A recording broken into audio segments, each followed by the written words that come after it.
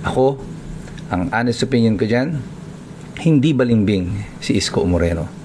Bakit? He has always been a BBM supporter.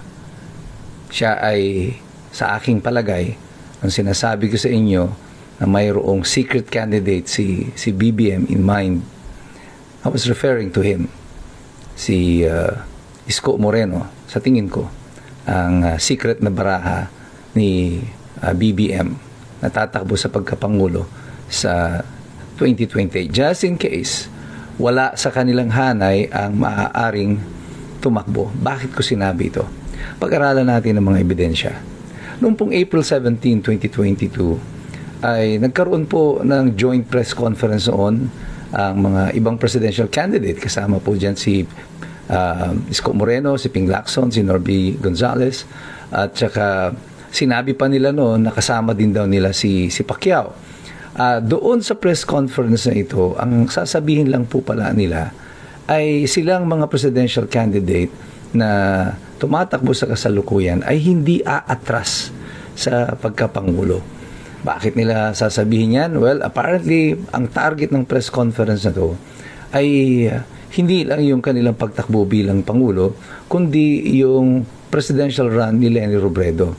Kasi dito, bukod sa pagsasabi na hindi sila atras sa kanilang pagtakbo bilang pangulo, ay binatikos pa nila si Leni Robredo at sinasabing hindi daw dapat pagkatiwalaan si Leni Robredo. And I find it very strange na ang binabanata nila ay yung number 2 doon sa survey at that time. Ang nangunguna po noon is BBM, then si Leni Robredo, pagkatapos si Isko Moreno, and then Ping Lacson and the rest. Kasama rin din pala sa press conference na yon ang Vice President ni Ping Lacson na si Tito Soto. Ngayon, bakit kailangan nilang magkaroon ng ganitong mga press conference para banatan si Leni Robredo? Sino ang nakinabang doon sa press conference na yon? Well, ang primary na nakinabang doon sa press conference na yon ay si BBM. Because at that time, on April 17, just several weeks na lang na natitira, about barely 3 weeks to go, magkakaroon na ng halalan, ay although nangunguna pa si BBM, Leni Robredo has clearly picked up momentum. Lumalakas si Leni Robredo. Nag-hit na siya noon ng 15%, nearing 20% ang survey sa kanya. And kung sila Ping Lacson, sila Isko Moreno, and all the other presidential candidates, sila Manny Pacquiao, will withdraw from the candidacy, I think the natural tendency there is lilipat ang mga ito papunta kila Leni Robredo, yung mga botante nila. Hindi po yan pupunta kay BBM. So, para sa mga political advisors ni BBM, it would be better kung ang oposisyon ay mananatiling hati-hati. In order to do that, kailangan manatili sa kampanya at sa pagtakbo ang kampo nila Isko Moreno, Ping Lacson, and the rest. Si Isko Moreno, ang pinakamataas na inabot niya noon sa survey was about 11 to 12%. Pinakamataas na yung nag-pick up siguro siya ng mga about 12% na naglabas siya ng music video niya, na maganda talaga yung pagkakagawa. Akala nga namin noon game changer na yan. Kaya ako inaakala noon yan kasi Aksyon Demokratiko po ako noon nung panahon na yon. And we were hoping na si Isko Moreno will be the candidate that will bring relevance to Aksyon Demokratiko. But I think we were wrong. And so para nga sa administrasyon ngayon, pero ng leading candidate noon sila BBM, ang objective nila noon ay panatilihing hiwa-hiwalay ang oposisyon. That means mas maraming kandidatong presidente, mas maganda kila BBM. At alam naman nila Isko Moreno, nila Ping Lacson, all the other presidential candidates na wala na silang pag-asang manalo. And yet, they decided na mananatili sila sa karera. Not in order just to run, but I think the objective was in order to prevent si Leni Robredo from having a fighting chance. That is the political objective here.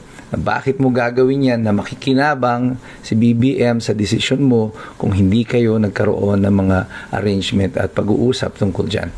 Hindi nyo ba napupuna Is it not strange na yung mga tao na kagaya ni Ping Lacson, ni Tito Soto, at saka nila Isko Moreno sa kasalukuyan na naging bahagi ng press conference ito ng 2022 para sirain si Leni Robredo, ay ngayon ay pumapanig at kumakampi kay BBM. Well, it's from my opinion, I think the alliance has already been built since 2022. Kung ano naging kapalit ng mga alliances na yan, well, your guess is just as good as mine. At ngayon, pagdating nitong 2026, makikita ninyo na sina Isko Moreno ay malinaw na ang kanyang stance ito ay hindi niya sasalingin sila BBM. Hindi sila magsasalita laban kay BBM at sasabihin pa nga nila na chismis lang itong mga propaganda laban kay BBM, sina Ping Lacson. Obviously, pinoprotektahan siya sa Senado, sina Tito Soto. So, you know that they are part of the team. And there is one thing more that you need to consider. Alam niyo ba kung sino ang abogado ni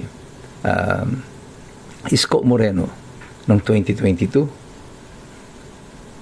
It was George Garcia. Siya ang lead lawyer noon ng legal team ni Isko Moreno noong 2022. And after the election of 2022, sino yung inappoint ni BBM na chairman ng COMELEC? Hindi yung incumbent lawyer niya noong 2022 campaign, because si George Garcia is supposed to be the lawyer of Isko Moreno in 2022. Ang inappoint ni BBM ay yung lawyer ni Isko Moreno na si George Garcia.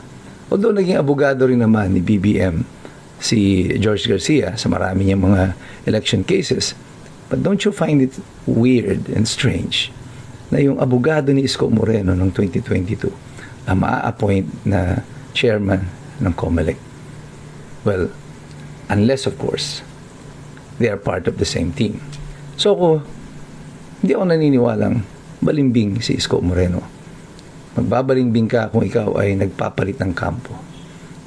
He has always been part of the BBM camp since 2022, or at least mayroong mga alliances built at that time.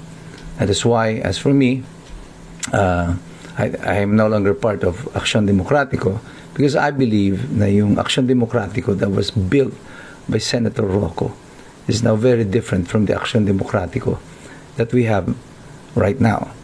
And kung makikita niya siguro ni Senator Rocco yung wangis ng Aksyon Demokratiko that we have right now, I think he will also disapprove. Pero tayong lahat, ang payo ko sa inyo, kagaya ng dati, magbuo tayo ng sarili nating mga sapantaha ng ating mga opinion, pero patuloy tayong magsisipag-aral sapagkat mahirap makialam ang taong walang alam. God bless you. God bless us all. Mabuhay ang Republika ng Pilipinas.